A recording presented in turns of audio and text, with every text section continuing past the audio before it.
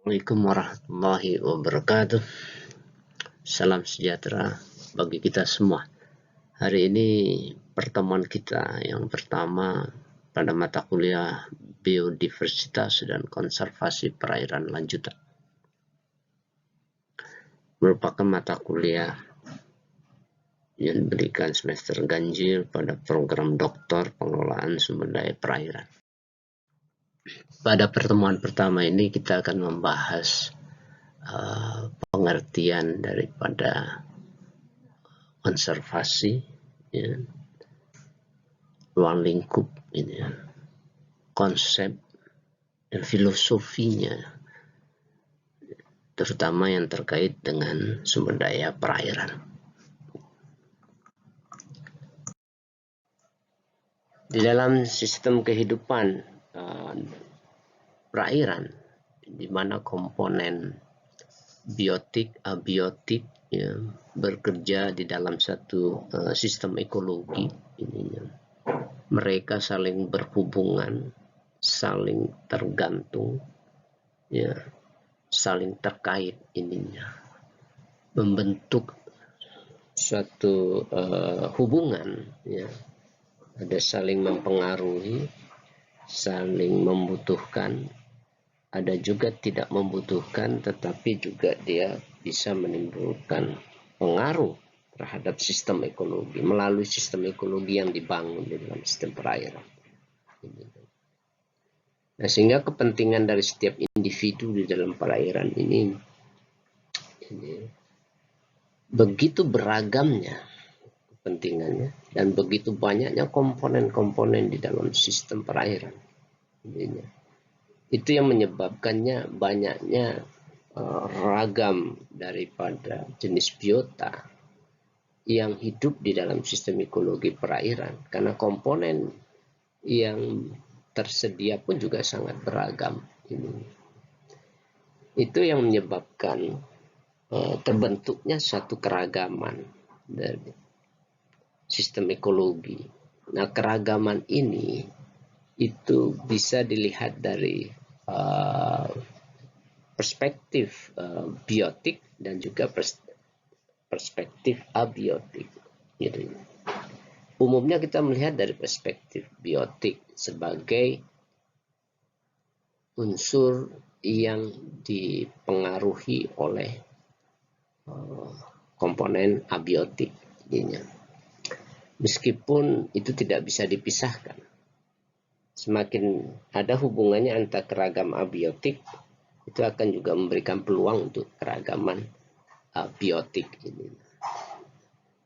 Nah, keragaman ini pun juga dipengaruhi oleh satu sistem dinamika, perubahan-perubahan yang terjadi di alam, baik yang disebabkan oleh triggernya oleh manusia maupun secara alami, yang merupakan satu proses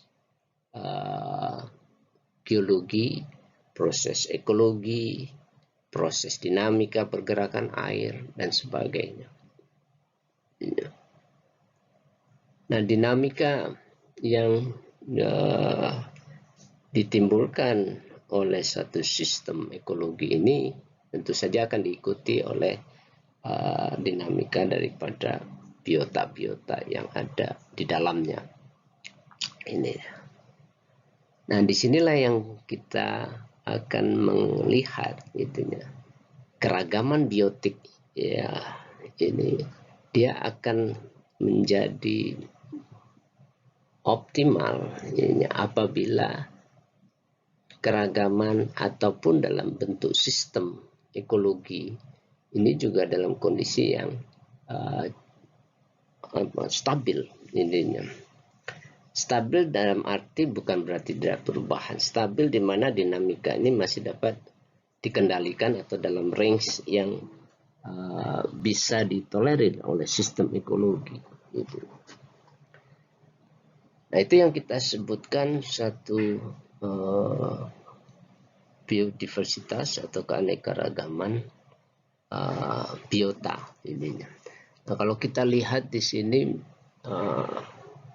terlihat memang ada beberapa biota terlihat sehat, ininya tidak stres, dia bisa hidup di dalam satu habitat meskipun tidak bisa kita lihat keseluruhan dari spesies yang di dalam habitat ini karena hanya dilihat dari satu spot.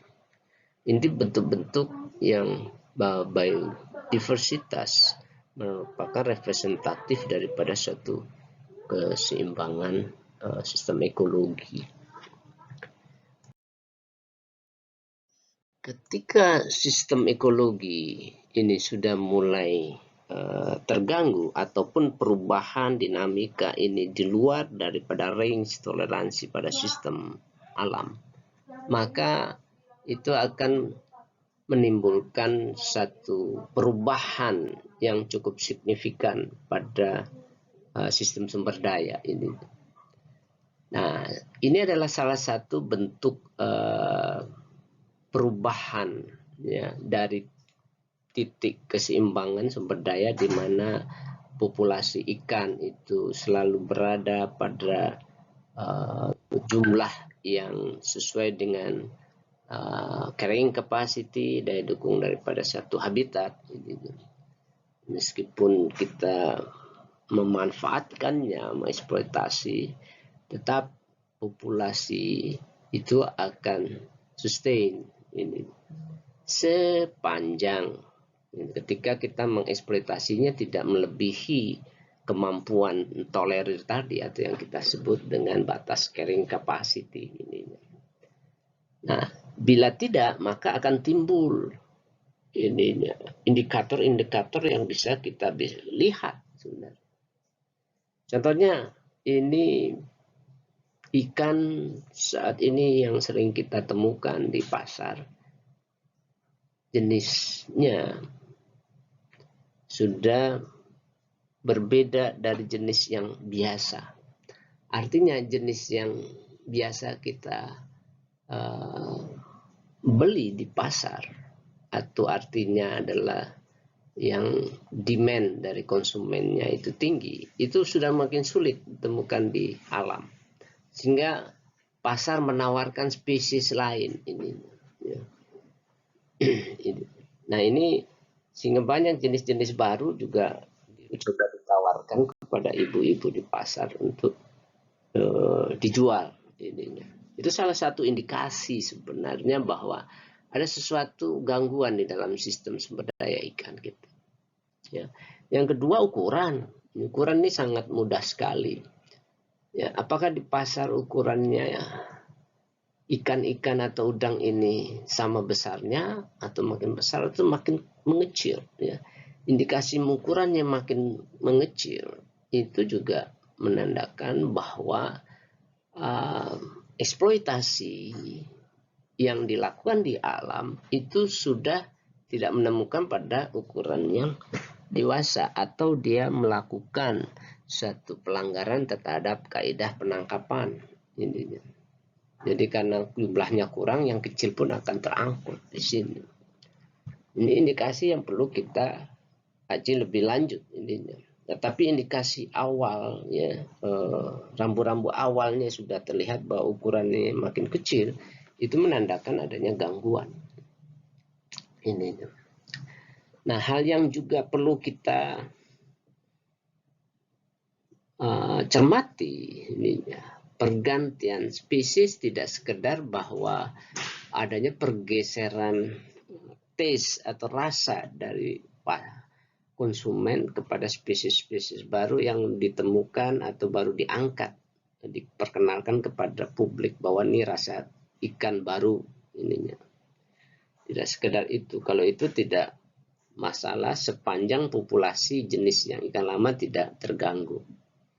Ininya. Nah, dikhawatirkan pergantian spesies ini itu menunjukkan juga adanya indikasi perubahan trophic level ininya.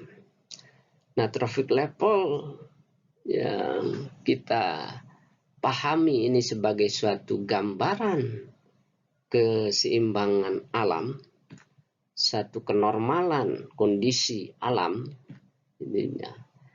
Maka apabila trophic levelnya menurun, bergeser ya, yang biasanya kita makan atau kita tangkap itu trophic levelnya itu berada di atas, dan sebaiknya memang yang kita konsumsi adalah ikan-ikan pada trophic level yang di atas ininya, karena di dalam sistem rantai makanan atau siklus energi kita sangat berbahaya ketika kita mengkonsumsi terlalu banyak pada jenis-jenis sumber daya pada trophic level rendah, dan ini akan mengganggu siklus transfer energi ke atas, sehingga supply energi ke top trophic itu juga akan terganggu ininya. Nah, ini juga akan mengganggu keseimbangan pada sistem sumber daya alam. Nah, ini yang perlu juga kita cermati, apakah perubahan pergeseran atau trophic level ini disebabkan memang tidak ada lagi spesies yang di atasnya, trophic di atasnya, atau memang sudah ada permintaan pasar. Tapi itu adalah tanda-tanda semuanya sebagai indikasi ini adanya gangguan terhadap sistem sumber daya perikanan kita. Bentuk-bentuk gangguan terhadap sistem sumber daya perairan kita itu cukup banyak. Ya, cukup banyak. Apakah itu melalui limbah, apakah itu melalui aktivitas fisik langsung, ya misalnya menebang pohon mangrove, ataupun dengan mengambil mengoperasikan alat tangkap yang tidak ramah lingkungan, ya, mengambil lebih daripada kapasitas daya dukung, gitu ya, membuang sampah, ya, yang mengalir pada sistem perairan. Itu tuh bentuk-bentuk yang komponen-komponen yang masuk dalam sistem sumber daya dan dia mengganggu pada sistem. Nah, salah satunya adalah limbah minyak ini. Limbah minyak ini sangat signifikan sekali dampaknya terhadap perairan. Pertama karena limbah ini tidak mudah diuraikan dan tidak menyatu dengan air. Dan ini kematian massal yang sangat tinggi itu akan terjadi apabila minyak itu masuk ke dalam sistem perairan. Dan ini hanya beberapa gambaran saja bahwa dampak yang menyebabkan kematian pada biota pesisir, ya, baik ikan maupun burung, gitu ya. Apalagi larva itu semua sudah mudah sekali mati ini.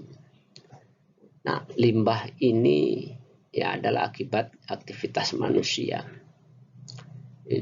Nah, sehingga kita sangat memerlukan pengendalian aktivitas manusia yang tidak mudah menimbulkan dampak limbah pada ini. Sekalipun itu dalam bentuk accident atau kecelakaan. Nah, oleh karena itu kenapa di dalam pengelolaan sumber daya lingkungan itu adalah diperlukannya upaya untuk mencegah dan meminimalkan insiden yang dapat merugikan sumber daya dan lingkungan. Ya.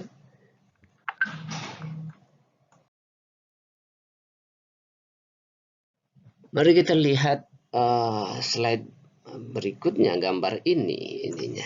Apa yang bisa Anda berikan komentar terhadap gambar ini? Apa yang dilakukan? Apa yang terjadi? Aktivitas apa ini? Ini adalah terjadi di Teluk Jakarta. Ketika di awal proses pembangunan reklamasi Teluk Jakarta, ya, perairan laut di sana langsung dibendung dan ditimbun oleh sedimen partikel. Ini berarti komponen sedimen itu akan menimbun perairan. Nah, artinya sekian area perairan akan hilang. Nah, dampak yang terjadi di sini itu ada beberapa tahap tentu saja. Yang pertama yang terkena langsung adalah konversi habitat. Yang tadinya air sekarang jadi daratan. Berarti semua habitatnya biota yang ada di sana pun juga harus menyingkir. Kalau yang tidak menyingkir mati. Termasuk makrobentos yang ada di dasar. Tidak mungkin juga mereka memindahkan bentos ininya sebelum diuruk. Apakah ini mengganggu keseimbangan? Ya tentu saja. Nanti kita akan bahas keseimbangannya seperti apa. Ya. Yang kedua, tadi direct impact. Yang kedua adalah proses impact. Dampak dari satu kegiatan, proses kegiatan penimbunan sedimen ini tentu saja akan menimbulkan gangguan pada transportasi, pengoperasian alat-alat berat, kekeruhan meningkat, gitu ya, biotik stres, ya. Jadi organisme itu juga mengalami stres terhadap sistem proses reklamasi selama berlangsung beberapa tahun tentunya. Nah, dampak yang ketiga,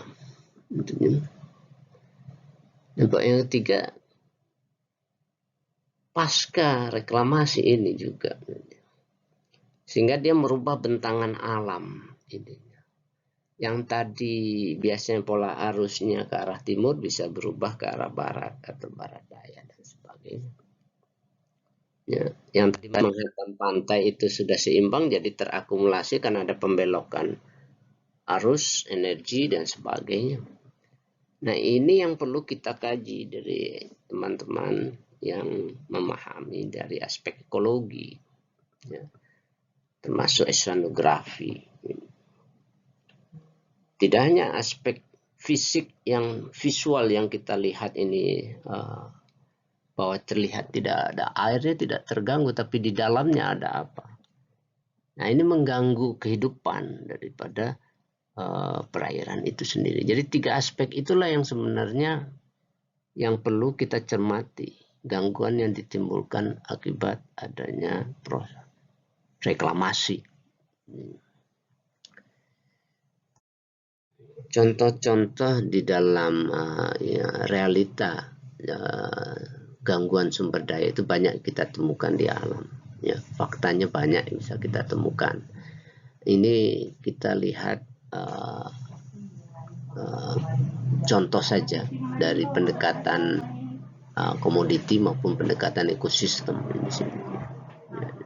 Nah, yang pertama ini kait dengan ikan. Ini kita lihat kegiatan penangkapan ikan dengan menggunakan troll. Dikasih tangkap lebih karena kenapa semua jenis ikan diambil, semua ukuran diambil di dasar perairan. Kemudian di sebelahnya kita lihat ada penyu, pembantaian. Ini suatu aktivitas yang tidak bijak, karena penyu ini binatang yang lambat pertumbuhannya, ya, puluhan tahun bahkan sampai 100 tahun. Ya, sementara kita dengan mudah membunuhnya. Pertumbuhan populasinya juga lambat. Ditambah lagi pantai-pantai saat ini untuk tempat pendaratan penyu pun semakin sempit karena sudah dibangun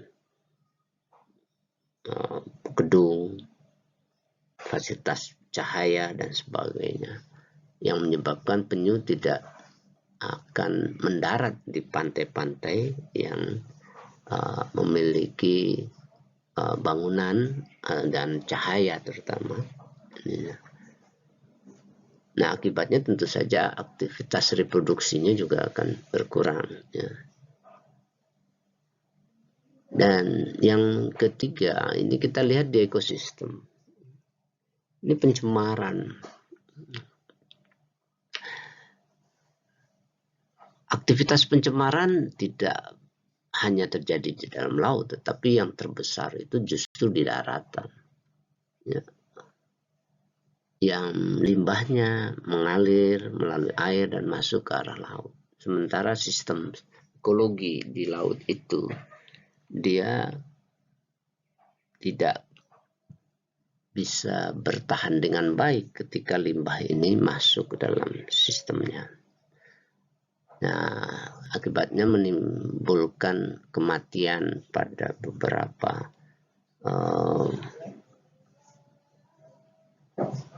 organisme, ya, mulai daripada trophic level yang rendah, ini mulai plankton, zooplankton, ikan kecil, hingga sampai kepada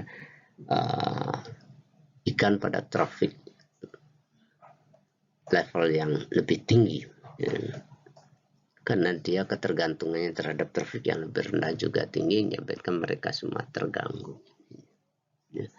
Termasuk dalam ini kita lihat terumbu karang. Terumbu karang ini sangat sensitif terhadap lingkungan. Karangnya sendiri itu yang kita sebut dengan polip, itu hidup di atas endapan masif. Ya, karena karang itu menghasilkan endapan masif yang kita sebut dengan terumbu.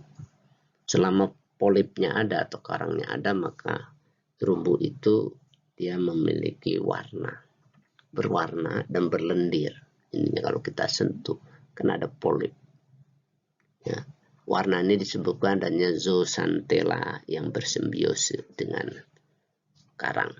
Dia penghasil makanan buat karang melalui proses fotosintesis. Zooxanthella ini adalah plankton, diatom. Diatom ini akan sangat peka terhadap gangguan kualitas air. Nah, kalau kualitas airnya sudah tercemar, maka plankton, zooplankton, zooxanthella ini dia akan mati lebih dahulu, kemudian baru diikuti oleh karang. Nah, kalau ekosistem ini sudah terganggu, apalagi sampai pada suatu kematian sistem ekologi atau ekosistem, maka itu menjadi satu kerugian. Artinya ada bagian sistem kehidupan yang terganggu, bahkan tidak tertutup kemungkinan ini akan hilang. Nah, ini contoh-contoh yang sebenarnya sangat banyak. Hal-hal yang dari kecil hingga yang besar itu banyak kita temukan faktanya di lapangan. Tapi sayangnya kita tidak terlalu aware, tidak terlalu peduli dengan apa-apa yang sudah terjadi, ya, di dalam gangguan sumber daya alam. Kita sibuk mengurusi kita saja. Begitu rumah kita tergusur, sibuk kita. Lapang pekerjaan kita berkurang, sibuk kita. Intinya. Padahal kesejahteraan manusia itu memiliki hubungan yang erat dengan kualitas sumber daya kita dan lingkungan kita. Nah, ini yang menjadi misi dari konservasi, untuk memastikan sistem sumber daya ini tidak mengalami gangguan yang signifikan. Esensi atau bahan bacaan dari konservasi perairan ini cukup banyak, ya. Salah satunya ini saya pilih karena buku ini cukup lengkap. Ini, ya. Itu karangan dari Nevzat S. Soddy dan Paul R. Ehrlich yang diterbitkan tahun 2010 oleh Oxford University. Judulnya Conservation Biology for All. Jadi bisa Anda klik, saya kira di download juga bisa buku ini, ya. Satu parameter yang sangat penting di dalam konservasi itu adalah keanekaragaman biologi ini, ya, atau biological diversity ini, ya. Karena dia salah satu penyusun komponen sistem sumber daya di dalam satu habitat ini, ya. Dia mengindikasikan adanya keseimbangan, adanya gangguan atau tidak, itu berdasarkan seberapa nyaman spesies-spesies ini hidup di dalam satu spesies, dalam satu habitat. Ya. Semakin nyaman dia, berarti dia semakin beragam spesies. Artinya semakin banyak peluang spesies untuk bisa hidup di situ. Nah, kalau kita artikan biological diversity, yeah, means the variability among living organism, yeah, from all sources. Jadi dari semua jenis-jenis sumber daya ini, ya, keragaman ini. Artinya tidak ada satupun spesies yang diunggulkan ataupun yang diremehkan sehingga dia dihalalkan untuk dimusnahkan, ya. All sources, including inter alia, terrestrial, marine, and other aquatic ecosystem. Kenapa ini? Karena di dalam sistem sumber daya itu bersifat, dia open, akses sistemnya terbangun, tidak bisa dipilah-pilah gitu ya. Jadi sistem sumber daya di darat ini yang ketidakseimbangan atau gangguannya akan berpengaruh pada sistem perairan. Apakah melalui sungai terlebih dahulu, kemudian ada situ, ada waduk, ada danau, kemudian masuk ke muara sungai dan ke laut.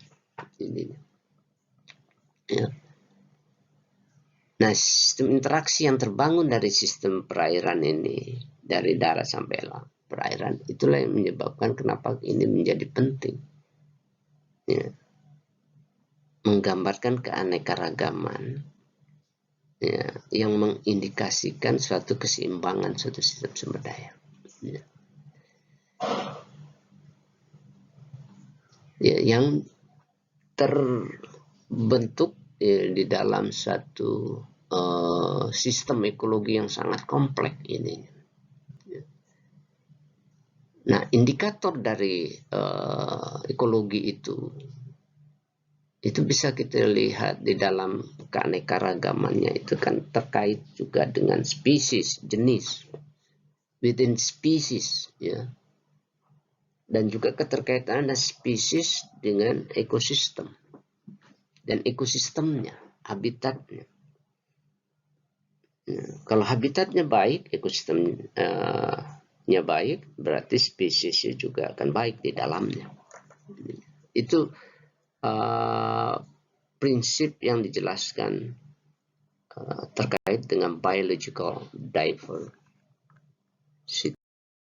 Di sini ada beberapa pesan yang sangat penting bagi para saintis, ya. Kita ilmuwan yang mempelajari sistem kehidupan, mempelajari sistem sumber daya, mempelajari konsep konservasi, juga mempelajari juga bagaimana cara-cara untuk memanfaatkan sumber daya itu. Ini, ya, harus bijak dan juga harus imbang ininya, kepentingan sumber daya dan kepentingan manusia melalui perangkat tools, teknologi, alat yang kita gunakan. Jangan sampai itu baik jenis alatnya maupun cara mengoperasikannya merugikan sistem sumber daya alam. Ini, ya. Ini diungkapkan oleh Aldo Leopold 1940 ininya. Our job is to harmonize the increasing kit of scientific tools and the increasing recklessness in using them with the shrinking biotas to which they are applied. In the nature of things, we are mediators and moderators, and unless we can help rewrite the objective of science, we are predestined to failure. Ini peringatan yang sangat keras dari Leopold, ya, bahwa kita sebagai mediator, moderator di dalam pemanfaatan sumber daya perairan yang menggunakan ilmu pengetahuan dan alat yang kita gunakan yang merupakan hasil pemikiran dari knowledge yang sampai merugikan pada sumber daya alam ini yang merupakan juga menunjukkan kegagalan di dalam hal kita memanfaatkan atau mengembangkan ilmu pengetahuan.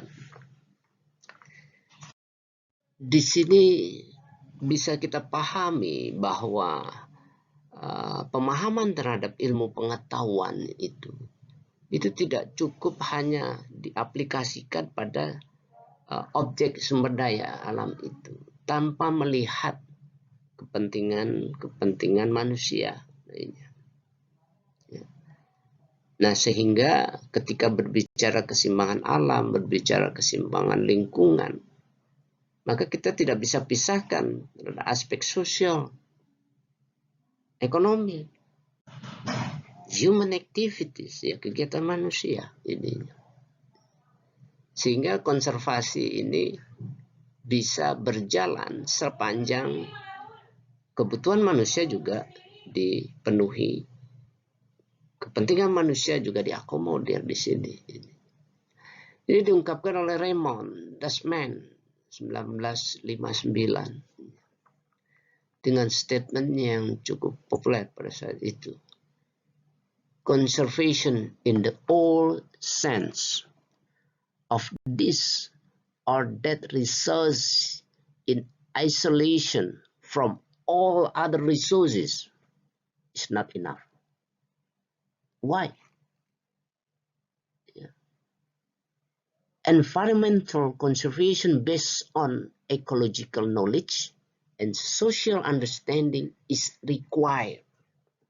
It's not only ecological knowledge is needed to conserve the resources, tetapi juga kita memerlukan social understanding. Jika sains atau ilmu dari konservasi ini mempertimbangkan aspek sosial dan kepentingan manusia lainnya,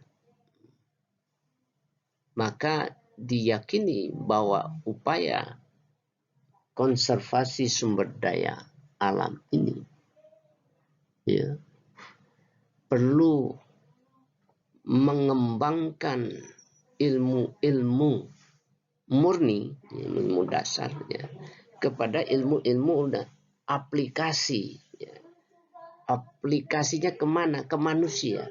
Sepanjang aplikasi kepada manusia, maka kita juga perlu memasukkan aspek apply science, ya, ilmu-ilmu yang diterapkan pada manusia yang diintegrasikan dengan ilmu murni tadi ininya, sehingga upaya konservasi ini pun juga bisa berjalan baik dari segala sisi dan bisa diterima.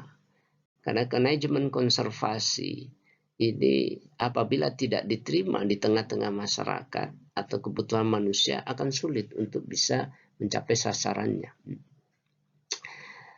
Michael Isul dan Bruce Wilcox tahun 1980 itu membuat statement, conservation biology is a mission-driven discipline comprising both pure and apply science. We feel that conservation biology is new field, or at least a new rallying point for biologists wishing to pool their knowledge and techniques to solve the problem.